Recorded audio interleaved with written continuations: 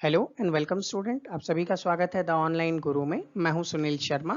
और जैसा कि आप लोगों को पता है RIMC देहरादून के एडमिशन के लिए डेट अनाउंस हो चुका है और आपका जो जीके का पेपर है वो 13 सितंबर के दिन होने जा रहा है। ठीक है, तो इस एग्जामिनेशन के लिए जो इम्पोर्टेंट करंट अफेयर्स हैं उनको हम लोग यहाँ पे कवर कर रहे हैं। ठीक है, सेशन नंबर 1 कल हो चुका है, तो आप लोगों ने अगर उसे नहीं देखा है तो उसे भी देख लीजिएगा।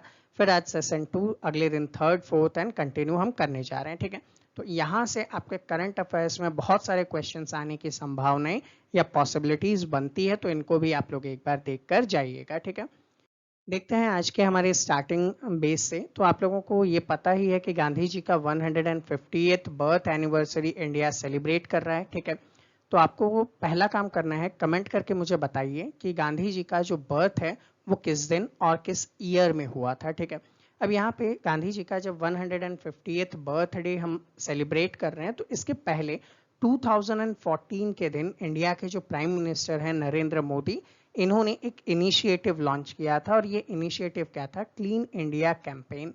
इस क्लीन इंडिया कैंपेन का जो बेसिक मानना था ये क्या था कि हम लोग क्या करेंगे, गांधी जी के 150th बर्थ एनिवर्सरी के टाइम तक इंडिया को ओपन डिफेक्शन फ्री बना देंगे। ओपन डिफेक्शन फ्री का मतलब क्या होता है कि यहाँ पे कोई भी लोग जो है खुले में शौच के लिए नहीं जाएंगे, उनके घर में टॉयलेट अवेलेबल होंगे। ठीक है, तो ये काम किया जाएगा, इनिशिएटिव लिया गया और देन आफ्टर 60 महीने में ये काम पूरा किया भी गया। तो जो 2 अक्टूबर 2019 है, इसे डिक्लेयर किया गया कि इंडिया अब क्या हो चुका है, ओपन डिफेक्शन फ्री हो चुका है। तो इंडिया के लिए एक बड़ा अचीवमेंट। ठीक है, ये इंपॉर्टेंटली क्वेश्चन में पूछा जा सकता है। सेकंड थिंग, जो क्लीन इंडिया कैंपेन है वो कब लॉन्च किया गया था? तो 2 अक्टूबर 2014 को लॉन्च किया गया था। ये इंपॉर्टेंट फैक्ट है, आपसे पूछा जा सकता है। Second important thing, Gandhi ji का जो बर्थडे है अक्टूबर 2, इसको यूनाइटेड नेशन जो है 2007 से international day of non violence के रूप में भी ऑर्गेनाइज कर रहा है। ठीक है, अब international day of non violence का मतलब क्या है कि अंतर्राष्ट्रीय रूप से हम अहिंसा को सपोर्ट करेंगे। ठीक है, गांधी जी का आपको मोटो पता ही है कि हम लोग किसी भी प्रकार की हिंसा नहीं करेंगे।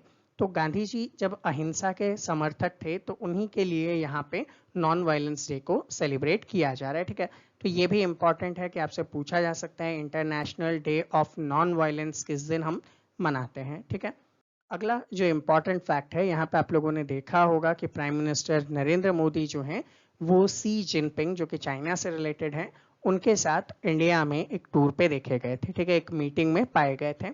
ये जो मीटिंग थी ये ऑर्गेनाइज की गई थी मामल्लपुरम में। ये मामल्लपुरम कहाँ पे है? तमिलनाडु के अंदर है। और आपको ये इम्पोर्टेंटली याद होना चाहिए कि मामल्लपुरम को हम लोग 7 पगोडास के नाम से भी जानते हैं। याद करो प्रीवियस ईयर पेपर जहाँ पे ब्लैक पगोडा से रिलेटेड क्वेश्चन पूछा गया था। ठीक है, तो उसी से मिलता जुलता क्वेश्चन है, लैमलाइट में भी रहा था, तो हो सकता है कि आपके एग्जाम में आ जाए। ठीक है, तो मामल्लपुरम या फिर महाबलीपुरम को जो मार्को पोलो है, यूरोप से इंडिया आए थे, इन्होंने 7 पगोडा का नाम दिया था। ठीक है, अब यहाँ पे टोटल 7 ऐसे स्टैचू और मंदिर अवेलेबल थे। एट प्रेजेंट यहाँ पे सिर्फ एक ही अवेलेबल है, जिसका नाम क्या है? शोर टेम्पल। और ये यूनेस्को का वर्ल्ड हेरिटेज साइट भी है। तो मतलब आप समझ सकते हैं कि ये कितना इंपॉर्टेंट है। ये बे ऑफ बंगाल की तरफ है। ठीक है, इसे बनाने का काम पल्लव डायनेस्टी ने किया था। आपके स्टैटिक जीके का क्वेश्चन भी आता है, वहां पे पूछा जा सकता है कि भैया मामल्लपुरम को किसने बनाया था। ठीक है, यहाँ पे किसका टेम्पल है? तो आप लोग बोलेंगे लॉर्ड विष्णु का यहाँ पे टेम्पल अवेलेबल है। और इसी के बीच में लॉर्ड शिवा भी यहाँ पे देखने को मिल जाएंगे। ठीक है, बनाने का जो आर्किटेक्चरल स्टाइल है वो क्या है? तो द्रविड स्टाइल है। आप लोगों को पता होगा द्रविड स्टाइल में क्या होता है, एक एंट्रेंस गेट होता है जो कि बहुत बड़ा होता है और उसके ऊपर बहुत सारे जो गॉड एंड गॉडेसेस हैं उनकी मूर्ति वगैरह यहाँ पे देखने को मिलती है। ठीक है, तो वो स्टाइल में इसको बनाया गया है। यहाँ पे ये जो मामल्लपुरम है ये इसलिए भी फेमस है क्योंकि यहाँ पे एक गुफा है जिसको मोनोलिथिक रॉक से बना हुआ है। ठीक है, सिंगल पीस ऑफ रॉक से बनाई हुई गुफा भी यहाँ पे है, तो ये भी इंपॉर्टेंट हो जाता है। तो यहाँ पे क्वेश्चन पूछे जा सकते हैं, पल्लव डायनेस्टी से रिलेटेड है तो वो भी क्वेश्चन आपसे पूछ सकता है। अगला यहाँ पे हम देखेंगे कि जम्मू एंड कश्मीर में एक जो टनल है उसका नाम बदल कर क्या कर दिया गया है? चेनानी नासरी टनल से बदलकर डॉक्टर श्यामा प्रसाद मुखर्जी टनल कर दिया है। तो क्या है इवेंट, क्यों आपसे क्वेश्चन पूछा जा सकता है, उसके बारे में हम देख लेते हैं। सबसे पहले तो ये जो पर्टिकुलर टनल है ये इंडिया का सबसे लॉन्गेस्ट रोड टनल है क्योंकि 9.28 किलोमीटर लंबा है। और सेकंड थिंग, ये इंडिया का पहला ऐसा टनल है जहां पे टनल कंट्रोल सिस्टम अवेलेबल है। टनल के अंदर क्या चल रहा है वो सारी चीजें, एक्टिविटी आप कंप्यूटर पे बाहर से कंट्रोल कर सकते हो। तो ये इंडिया का सबसे फार मोस्ट बेटर टनल है। सेकंड थिंग, इसको बनाया गया है जम्मू एंड कश्मीर पे, जहाँ पे ये नेशनल हाईवे नंबर 44 को स्टैब्लिश करता है। इसके थ्रू क्या होगा, जैसे कि आप लोगों को पता है जम्मू कश्मीर के रीजन में जब बहुत ज़्यादा ठंड होता है और वहाँ पे स्नोफॉल होने से जम्मू, उधमपुर और ये जो बनिहाल और श्रीनगर का एरिया है ये बिल्कुल ब्लॉक हो जाता है। तो यहाँ पे किसी भी टाइप से रोड ट्रैवल करना पॉसिबल नहीं होता है। तो उसी को कंटिन्यू करने के लिए ये टनल यहाँ पे बनाया गया। सेकंड थिंग, अब इसका नाम बदल के श्यामा प्रसाद मुखर्जी कर दिया गया है। तो श्यामा प्रसाद मुखर्जी भी इम्पोर्टेंट है आपके लिए। देखो 1951 में इन्होंने भारतीय जन संघ को स्टैब्लिश किया था और यही भारतीय जन संघ बाद में जाके भारतीय जनता पार्टी में कन्वर्ट हो जाती है, या फिर ये कहा जा सकता है कि पेरेंट ऑर्गेनाइजेशन है बीजेपी का। तो इसलिए भी बीजेपी के आदर्श माने जाते हैं ये। और इन्होंने जो जम्मू एंड कश्मीर है उसको, जो आर्टिकल 370 है और 35A है, उससे अलग करने का एफर्ट लगाया था, ठीक है, सबसे स्टार्टिंग में। तो इनका ये मानना था कि भैया अलग कैसे कर दिया हम लोगों ने, जम्मू एंड कश्मीर को अलग स्टेटस कैसे दे दिया, जिसको अभी आप लोगों को पता है हमने इरेडिकेट किया प्रीवियस ईयर। तो वो वाले स्टेटस से बचाने का भी काम इन्होंने किया था। इन्होंने अपने एफर्ट किए थे, मूवमेंट चलाए थे, लेकिन वहीं पे इनको जेल में कैद कर लिया गया था और इनकी मृत्यु हो गई थी। तो इसलिए इनको डिवोट करते हुए इसका नाम जो है ये बदल कर क्या कर दिया गया, श्यामा प्रसाद मुखर्जी टनल कर दिया गया। तो ये नाम याद रख लीजिएगा चेनानी नासरी टनल का, ठीक है। किसे कनेक्ट करता है, तो जम्मू, उधमपुर, ठीक है, बनिहा और श्रीनगर को कनेक्ट करने का ये काम करता है। अगला इंपॉर्टेंट यहाँ पे आप लोगों को देखने को मिलेगा गोल्डन शू रिलेटेड अवार्ड। तो बार्सिलोना के जो कैप्टन है लियोनेल मेसी, ठीक है, इनको आप लोग जानते ही होंगे अगर आप लोग फुटबॉल वगैरह को देखते हैं। तो बार्सिलोना के जो कैप्टन है लियोनेल मेसी, इनको गोल्डन शू अवार्ड दिया गया, ठीक है। ये जो गोल्डन शू अवार्ड है ये बहुत ही प्रेस्टिजियस अवार्ड के रूप में भी माना जाता है, ठीक है। ये छठा गोल्डन शू अवार्ड है जिनमें मेसी ने लगातार 3 साल से ये अवार्ड जीता है, ठीक है। और यहाँ पे ये भी कहा जाए कि ये जो अवार्ड था ये पहले सोलियर डी और अवार्ड के नाम से जाना जाता था। एक फ्रेंच पर्सन थे जिन्होंने इस अवार्ड को स्टैब्लिश किया था। यहाँ पे अगला जो टॉपिक है आपके लिए इम्पोर्टेंट, ग्लोबल हंगर इंडेक्स। देखो जैसा कि मैं आपको पहले ही बता चुका हूँ, बहुत सारे इंडेक्स रिलीज किए जाते हैं और इन इंडेक्स का जो मेन पर्पस होता है वो यही होता है कि रैंकिंग अवेलेबल करवाना कि कौन कितने अच्छे से यहाँ पे वर्क कर पा रहा है, ठीक है। तो यहाँ पे हम लोगों ने देखा कि ग्लोबल हंगर इंडेक्स रिलीज किया गया, ठीक है। इसे रिलीज करने का जो काम है कंसर्न वर्ल्ड वाइड और वर्ल्ड हंगर हेल्प, ये दो ऑर्गेनाइजेशन है, ये मिलकर करती हैं। और इसके अंदर टोटल 117 कंट्रीज को मेजर किया गया और ये पाया गया कि इंडिया की रैंकिंग यहाँ पे 102nd है। इसका मतलब आप ये कह सकते हैं कि बहुत सारे जो अंडर प्रिविलेज्ड पर्सन्स हैं, गरीब वगैरह हैं, उनके लिए हमें अभी और एफर्ट देने की जरूरत है, ठीक है। तो ये याद रखेंगे कि इंडिया की रैंकिंग क्या है, किसने इशू किया था, ठीक है। ये दो चीजें एग्जाम में पूछे जा सकते हैं। अगला आप यहाँ पे देखेंगे यूनेस्को का जो एशिया पैसिफिक अवार्ड है कल्चरल हेरिटेज के लिए, ठीक है। ये कल्चरल हेरिटेज अवार्ड इंडिया के कुछ 4 सिलेक्टेड प्लेसेस को दिए गए। इन 4 सिलेक्टेड प्लेसेस का नाम आपको याद रखना है। पहला तो विक्रम साराभाई लाइब्रेरी, कहाँ पे है, अहमदाबाद के अंदर है। सेकंड, केनेस्टिन इलियाहू सिनेगर, जो कहाँ पे है, मुंबई के अंदर है। Our Lady of Glory Church कहाँ पे है, मुंबई में ही है। और honourable mention Flora and Fountain, ये कहाँ पे है, मुंबई में है। तो इन चारों जगहों को यूनेस्को का Asia Pacific award for cultural heritage दिया गया है, इसलिए इनके नाम इंपॉर्टेंट है, याद करके आप जाओगे। अगला इंपॉर्टेंट यहाँ पे देखेंगे बुकर प्राइज, आपके near about each and every year पूछा जाता है बुकर प्राइज के बारे में। तो ये तो क्वेश्चन ऐसा है कि श्योरली आ ही जाना चाहिए, ठीक है। तो यहाँ पे हम देखेंगे जो 2019 का बुकर प्राइज है, पहली बार 2 लोगों को एक साथ दिया गया है, ठीक है। इसके पहले कभी भी एक साथ नहीं दिया जाता था। ये 2 लोग जो हैं वो कौन कौन है? मार्गरेट एटवुड है, ठीक है, ये पहली वुमेन, और सेकंड जो है बर्नार्डिन एवरिस्टो है, ये सेकंड वुमेन, ठीक है। इन दोनों को ज्वाइंटली ये अवार्ड दिया गया है। यहाँ पे अगर हम देखेंगे तो जो कनाडा से रिलेटेड ऑथर है मार्गरेट एटवुड, इन्होंने लिखा था द टेस्टामेंट, उनके लिए इनको ये अवार्ड दिया गया है। जबकि सेकंड जो है बर्नार्डिन इवेरिस्टो, इनको गर्ल, वुमेन एंड अदर लिखने के लिए दिया गया है, ठीक है। तो आपको ये याद रखना है कि ये दोनों नाम जिनको ये अवार्ड दिया गया, किस पर्टिकुलर वर्क के लिए ये अवार्ड दिया गया, वो याद रखना है, ठीक है। सेकंड इंपॉर्टेंट थिंग, एवेस्ट्रियो पहली ब्लैक वुमेन है जिनको ये अवार्ड दिया गया है, ठीक है। तो ये भी आपसे इंपॉर्टेंटली पूछा जा सकता है, क्योंकि रिसेंट सिनेरियो में अगर आप लोग देखोगे तो जो अमेरिका के अंदर ब्लैक और वाइट के बीच में इश्यूज देखने को मिल रहे हैं, वहां से ये इंपॉर्टेंट हो जाता है क्वेश्चन एग्जाम में आना, ठीक है। बुकर प्राइज जो है एस्टैब्लिशमेंट 1969 में किया गया था, ठीक है। 2018 में एना बर्न्स को ये अवार्ड दिया गया था और ये एग्जाम में आ चुका है, मिल्कमैन के लिए दिया गया था, ठीक है। तो ये आप लोगों को ऑलरेडी याद है, आपने प्रीवियस ईयर पेपर में देखा ही था, ठीक है। तो इस साल के लिए भी आप इन दोनों का नाम याद कर लेंगे। अगले क्वेश्चन पे आते हैं नोबेल प्राइज 2019 के बारे में। तो देखो, एक पर्सन है जिनका नाम क्या है? Alfred Nobel. एल्फ्रेड नोबल बहुत ही अच्छे साइंटिस्ट थे, इन्होंने बहुत सारी चीजों को डिस्कवर किया और अपने नाम पे पेटेंट बनाया, जिनमें से डायनामाइट भी इन्होंने ही बनाया था। तो इन्होंने ये सोचा कि क्यों ना मैं ऐसे साइंटिस्ट और ऐसे पर्सन जो कि ह्यूमैनिटी के डेवलपमेंट के लिए काम करते हैं उनको अवार्ड देना स्टार्ट करूं। तो इनके मरने के बाद जो इनके जो एसेट्स वगैरह थे उनसे ये अवार्ड बनाया गया और 6 अलग अलग डायमेंशंस पे ये अवार्ड दिए जाते हैं, ठीक है। और नोबेल अवार्ड वर्ल्ड का सबसे प्रेस्टिजियस अवार्ड माना जाता है, ठीक है, इसलिए ये इम्पॉर्टेंट है। तो 2019 में जिन जिन को ये अवार्ड दिया गया उनके बारे में हम थोड़ा सा देखेंगे, ठीक है। यहाँ पे पहला इंपॉर्टेंट होता है नोबेल प्राइज फॉर इकोनॉमिक्स, ठीक है। इकोनॉमिक्स जब स्टार्टिंग में दिए जाते थे नोबेल प्राइज, उस टाइम से नहीं दिया जा रहा, ये 1968 से दिया जा रहा है, मतलब बहुत लेटर ऑन इसकी शुरुआत की गई थी। पहले सिर्फ 5 नोबेल प्राइजेस दिए जाते थे, बढ़ा के फिर 6 किए गए।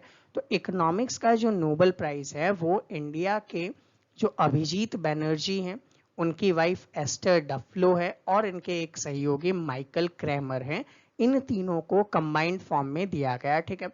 क्यों दिया गया? क्योंकि इन्होंने एक एक्सपेरिमेंटल अप्रोच निकाला था पॉवर्टी को खत्म करने का। जैसे इन्होंने ये कहा था कि अगर आप लोगों को वैक्सीनाइजेशन करवाना है, जैसे लाइक पोलियो की दवा पिलानी है, तो बदले में क्या करो, उन लोगों को चावल का एक पैकेट दे दो। तो ज्यादा से ज्यादा लोग क्या करेंगे, उस वैक्सीनाइजेशन प्रोग्राम में आएंगे अपने बच्चों को लेकर। इसी टाइप के एफर्ट से क्या कर सकते हैं हम लोग, गरीबी को खत्म कर सकते हैं। तो ऐसे एफर्ट के लिए इन लोगों को नोबेल प्राइज दिया गया। और इम्पॉर्टेंटली अगर ये पूछा जाए तो एस्टर डफलो का नाम आप याद रखेंगे, ये सबसे यंगेस्ट पर्सन है इस प्राइज को लेने वाली, ठीक है। सबसे कम उम्र में इन्होंने इस प्राइज को लिया है, इसलिए एस्टर डफलो भी इंपॉर्टेंट हो जाती हैं। और जो नोबेल प्राइजेस हैं उनमें हम देखेंगे नोबेल प्राइजेस फॉर पीस की बात करूं, ठीक है, तो यूथोपिया के जो प्राइम मिनिस्टर हैं आबे अहमद अली, इनको नोबेल प्राइजेस फॉर पीस दिया गया, ठीक है। ये क्या था कि इरित्रिया और यूथोपिया के बीच में जो बाउंड्री है उनसे रिलेटेड कॉन्फ्लिक्ट चल रहा था, तो उस बाउंड्री कॉन्फ्लिक्ट को इन्होंने सुलझाने का काम किया, जिस कारण से इनको ये अवार्ड दिया गया, ठीक है। तो ये आप याद रख लेंगे। थर्ड इंपॉर्टेंट आपके पास आता है नोबेल प्राइज फॉर लिटरेचर, ठीक है।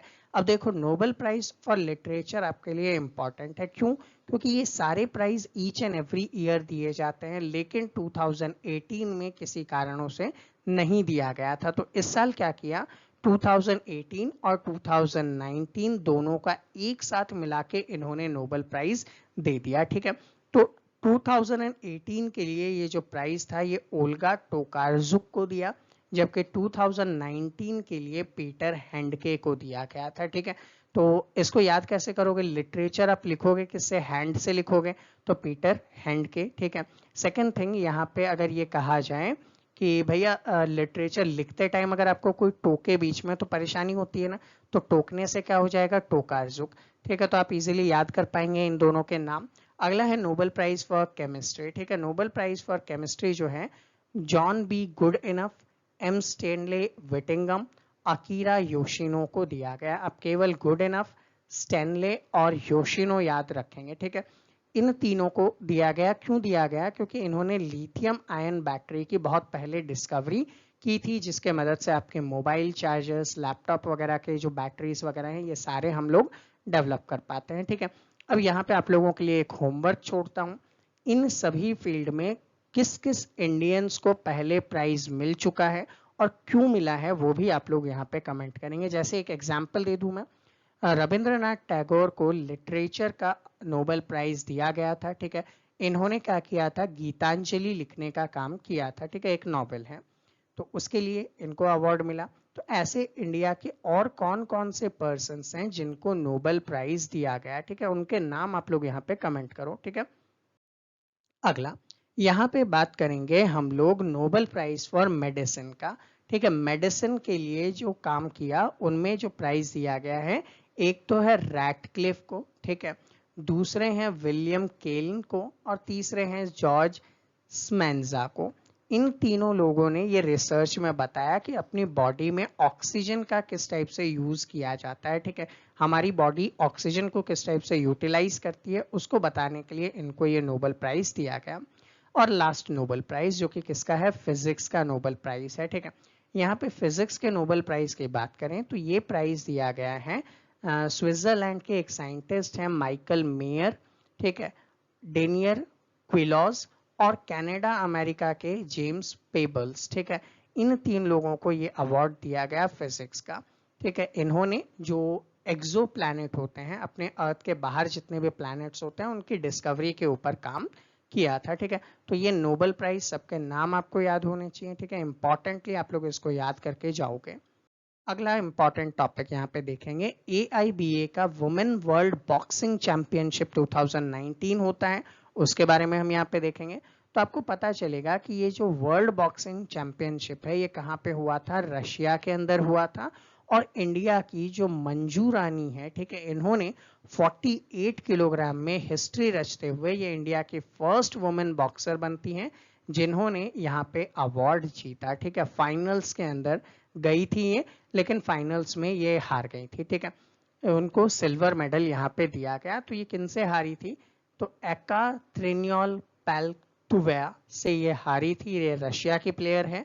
ठीक है, एका पैल्टू याद रख लेंगे तो भी आप लोग एग्जाम में ऑप्शंस देख के काम कर सकते हैं। बाकी जो मेन है, मंजू रानी का नाम इंपॉर्टेंट हो जाएगा क्योंकि ये फर्स्ट वुमेन बॉक्सर हैं जो फाइनल में पहुंचती हैं और सिल्वर मेडल इंडिया के लिए लाती हैं। फिर इंपॉर्टेंट होता है कि जो इंडिया के वाइस प्रेसिडेंट हैं, ठीक है, vice president M Venkaiah Naidu ji हैं। आप लोगों को याद होगा एक प्रीवियस ईयर क्वेश्चन पेपर में जहां पे पूछा गया था कि वाइस प्रेसिडेंट किसके चेयरमैन होते हैं। ठीक है, तो अगर आप लोगों ने मेरे प्रीवियस ईयर पेपर्स देखे हैं तो कमेंट करके बताओ वाइस प्रेसिडेंट किसके चेयरमैन होते हैं, लोकसभा, राज्यसभा, विधानसभा, किसके। ठीक है, ऑप्शंस मैंने आपको दे दिए। तो एम वेंकैया नायडू को एक अवार्ड दिया गया है जिसका नाम है the order of the green crescent. ये जो अवार्ड है ये हाईएस्ट सिविलियन अवार्ड है मुरुनी, जो कि कॉमोरोस की कैपिटल है। ठीक है, अब यहाँ पे कॉमोरोस जो कंट्री है उन्होंने इनको ये अवार्ड दिया, अपने यहाँ का हाईएस्ट अवार्ड है।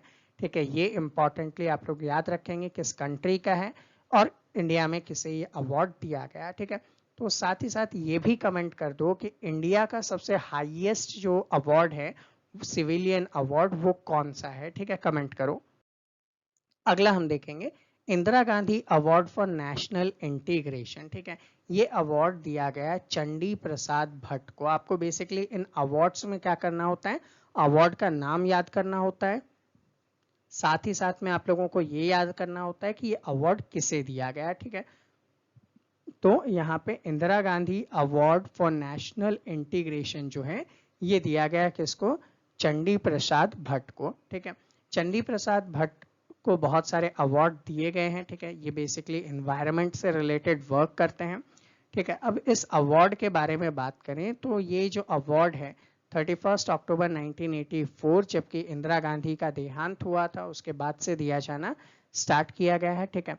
और यहाँ पे अगर हम बात करें तो ये जो पर्सन है चंडी प्रसाद भट्ट, ये किससे रिलेटेड है, तो ये दसौली ग्राम स्वराज संगठन से रिलेटेड है जो उत्तराखंड में है। और चिपको मूवमेंट जो कि इंपॉर्टेंटली आप लोगों ने अपने बुक में पढ़ा होगा, चिपको मूवमेंट, अपिको मूवमेंट, ठीक है, खेजड़ली मूवमेंट, जहाँ पे ट्रीज वगैरह को बचाने के लिए बहुत सारे लोग सेक्रीफाइस कर लेते हैं, तो उससे रिलेटेड ये पर्सन है चंडी प्रसाद भट्ट, इसलिए भी इंपॉर्टेंटली क्वेश्चन पूछा जा चुका है।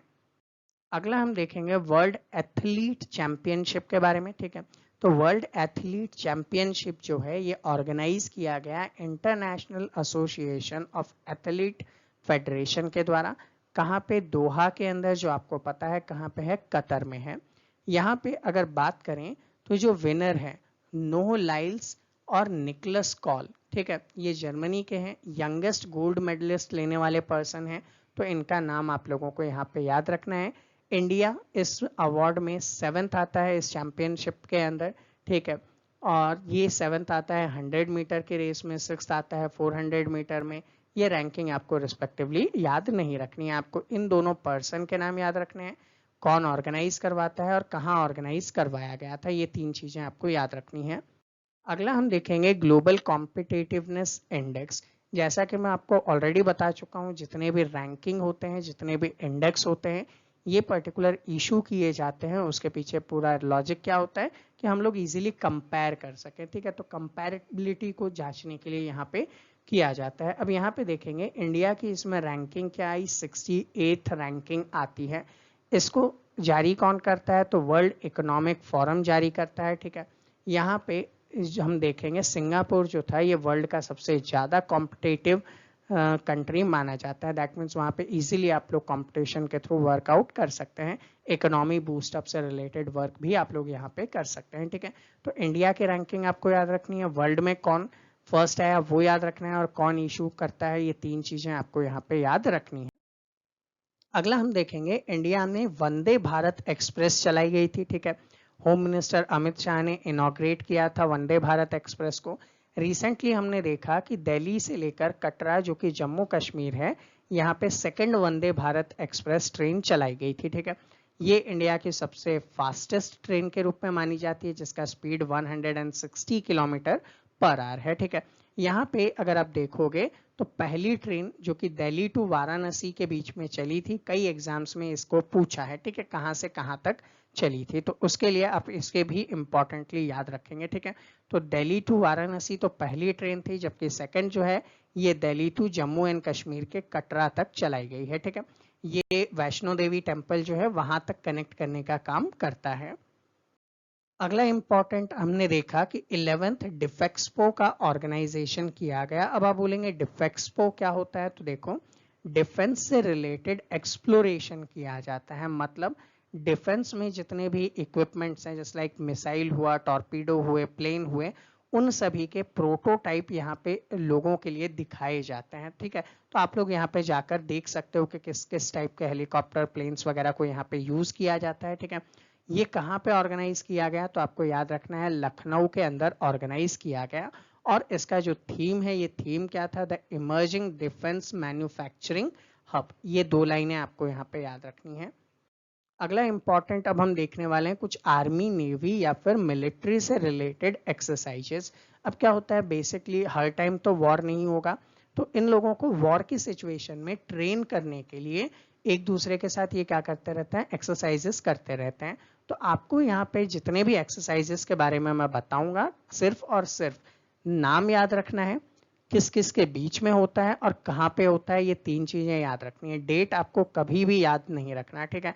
तो इम्पॉर्टेंट, इंडियन एयरफोर्स ने, ठीक है, एक जॉइंट मिलिट्री एक्सरसाइज किया जिसका नाम क्या है, सिन्यू मैत्री। तो आप क्या याद रखेंगे, सिन्यू मैत्री। किस किस के बीच में हुआ था, तो इंडियन एयरफोर्स और जापान के एयर डिफेंस सर्विसेज के बीच में। तो आप ये याद रख सकते हैं, इंडिया और जापान, एयरफोर्स और सिन्यू मैत्री, 3 चीज एक साथ अगर आप बार बार बोलेंगे तो आपको याद हो जाएगा क्या, सिन्यू मैत्री, इंडिया जापान, ठीक है, और एयरफोर्स। तो इससे आपको याद हो जाएगा कि ये एयरफोर्स से रिलेटेड था, इंडिया और जापान के बीच में था। सेकेंड इंपॉर्टेंट थिंग, वज्र प्रहार, ठीक है। वज्र प्रहार जो है किसके बीच में होता है, इंडिया और यूएस के बीच में। क्या है ये, तो मिलिट्री का ट्रेनिंग एक्सरसाइज है जिसमें एक दूसरे के मिलिट्री को ये लोग ट्रेनिंग देते हैं। थर्ड इंपॉर्टेंट, इंडिया म्यांमार के बीच नेवी से रिलेटेड एक्सरसाइज है, नाम क्या है, इन इमनेक्स है, ठीक है। इंडिया म्यांमार नेवल एक्सरसाइज, देखो नाम को अगर आप क्लासिफाई करो, आई से इंडिया, एम से म्यांमार, एन से नेवल एक्सरसाइज, ठीक है। तो यहाँ पे ये ऑर्गेनाइज किया गया था। तो इनके आई होप आप लोगों को नाम और कंट्रीज के नेम इजीली याद होंगे। जैसे ही आप ये याद कर लेते हो, तो सिन्यू मैत्री कहाँ पे हुआ, वेस्ट बंगाल में, ठीक है। वज्र प्रहार कहाँ पे होता है, तो ये इसके बारे में कुछ स्पेसिफिक डिटेल नहीं है। इंडिया म्यांमार कहाँ पे होता है, तो आंध्र प्रदेश के विशाखापट्टनम में होता है, ठीक है, ये याद कर लीजिएगा। अगला है इसी के अंदर मिलिट्री का ही एक एक्सरसाइज है, नाम क्या है, काजिंडेक्स। देखो नाम से पकड़ो, KAZ कजाकिस्तान और IND इंडिया, तो नाम से ही आपको पता चल जाएगा इंडिया और कजाकिस्तान के बीच में किया गया। अगला इंडियन आर्मी का एक एक्सरसाइज है, नाम क्या है, सिंधु सुदर्शन। कहाँ किया गया, राजस्थान में किया गया। ये इंडियन आर्मी और इंडियन एयर फोर्स दोनों के बीच में किया गया था, यहाँ पे कोई भी फॉरेन कंट्री का इन्वॉल्वमेंट नहीं है। फिर लास्ट आता है हमारे पास, यहाँ पे हम देखेंगे इंडियन आर्मी, ठीक है, मालदीव के साथ डिफेंस एक्सरसाइज कर रही है, नाम क्या है, एक्वाविरन, ठीक है। एक्वाविरन कहाँ पे हुआ था, पुणे महाराष्ट्र के अंदर किया गया था, ये याद रख लेंगे। एक्वाविरन का मतलब क्या होता है, फ्रेंड्स, जो कि दिवेही लैंग्वेज, दिवेही कहाँ की लैंग्वेज है, तो मालदीव की लैंग्वेज है, उसके अकॉर्डिंग इसको ऑर्गेनाइज किया गया था। मैं फिर से बोल रहा हूँ, इन सभी डिफेंस एक्सरसाइजेस में आपको केवल नाम किन किन के बीच में हुआ था ये याद रखना है, ठीक है। तो इंडियन एयरफोर्स आता है यहाँ पे, और जो ओमान के एयरफोर्स हैं ये आते हैं, दोनों मिलकर एक्सरसाइज करते हैं, नाम क्या है इनका, तो एक्सरसाइज ईस्टर्न ब्रिगेड 5, ठीक है, एक्सरसाइज ईस्टर्न ब्रिगेड 5, ठीक है। Second thing, India and Japan आता है, ठीक है, इसका नाम क्या है, धर्मा गार्डियन, ठीक है, मिलिट्री से रिलेटेड एक्सरसाइज है। बस इतने से नाम ही आपको याद रखने हैं, ज्यादा डिटेल्स में आपको नहीं जाना है, ठीक है। उसके बाद हम देखेंगे 14th एडिशन था इंडिया एंड मंगोलिया से रिलेटेड, ठीक है। तो यहाँ पे नाम क्या रख दिया, एलिफेंट X1V, यानी कि एलिफेंट 14। उसके बाद नेवी थी इंडिया और बांग्लादेश की नेवल एक्सरसाइज, ठीक है, नाम क्या है, INBN, ठीक है, INBN। तो इंडिया एंड बांग्लादेश आप नाम से इजीली पकड़ पाओगे, ठीक है। तो लॉजिकली आप यहाँ पे इसको याद करो। तो स्टूडेंट ये था हमारा आज का सेशन। आई होप आपको सभी चीजें इजीली समझ में आ गई होगी। फिर भी अगर आपके माइंड में कोई भी डाउट है, कोई भी क्वेरी है, तो आप लोग कमेंट कर सकते हैं, ठीक है। और अगर आप लोगों को टाइम पे नोटिफिकेशन नहीं आ रहा है वीडियो का, तो आप मुझे इस नंबर पे व्हाट्सएप पे मैसेज ड्रॉप कर सकते हैं, ठीक है। वहां पे आप लोगों को मैं लिंक भेज दूंगा जिसके थ्रू आप लोग लाइव सेशन ज्वाइन कर सकते हो। कोई भी आपके मन में डाउट्स या क्वेरीज हो तो आप व्हाट्सएप पे पोस्ट कर सकते हैं, प्लीज कॉल ना करें, क्योंकि बहुत सारे टाइम पे मैं रिकॉर्डिंग पे होता हूँ तो कॉल रिसीव में भी ना कर पाऊँ। तो व्हाट्सएप पे अगर आप मैसेज कर देंगे तो आपको उसका रिप्लाई मिल जाएगा, ठीक है। मिलेंगे आपसे अगले सेशन में, तब तक के लिए जय हिंद।